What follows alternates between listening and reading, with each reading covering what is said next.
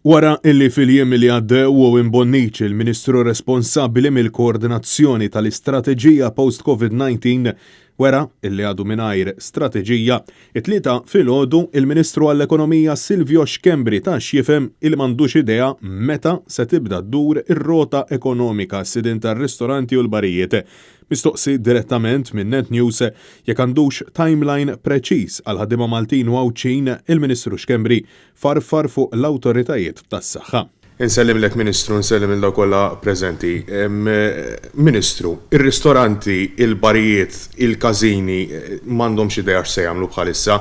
Għandek il-ħaddiema fil-qasam tal-ispettaklu, l-ħaddiema fil-qasam teatrali jinsabu f'limbu, għandek it-tiġijiet, l-arajjes m'għandhomx idea x'se jagħmlu, sussegwentament għandek il-wedding planners, tal-fjuri, tal-catering, daw kollha ma jafux x'ser jagħmlu bħalissa. Għandek timeline preċiż ta' x'ser jiġri u meta ser tibda ddur ir-rota ekonomika tagħhom. Kif diġà ħabbarna diversi drabi minħabba s-sitwazzjoni preżenti, ovvjament aħna qegħdin ninformaw dak li jkun f'perjodu ta' numru ta' ġranet. Fil-jiem li ġejjin ħankunu wkoll qegħdin nħabbru l-ġranet meta qegħdin nippjanaw it-tieni part tar-rilaxx. Filwaqt li Silvio Xkembri ma offra ebda serħan il-moħħ lil dawn is-sidien ta' negozju professjonisti li wħud minnhom ilhom ma jaħdmu l fuq minn sena.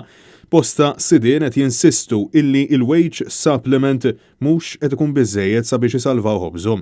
Fost l-oħrajn l-Assoċjazzjoni tal-Istabbilimenti tal-Catering illi ftit tal-jiem ilu insistiet li din is-sistema kienet tajba temporanjament sabiex jitħallsu l-pagi tal-ħaddiema, madankollu business illi ma jkollu l-ebda introjtu hija sitwazzjoni ekwivalenti għal sentenza tal-mewt. Ristoranti ma jifilħux iżjed għaliha.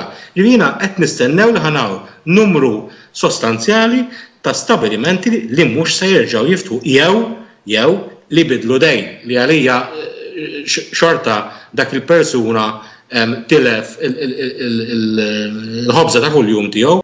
L-ACE insistiet illi f'sena minn Marzu tal-2020 sa xahar ilu diġà spiċċaw jagħlqu wieħed minn kull 5 ristoranti fil-pajjiż minħabba li ma felħux għad-daqqa tal-pandemija.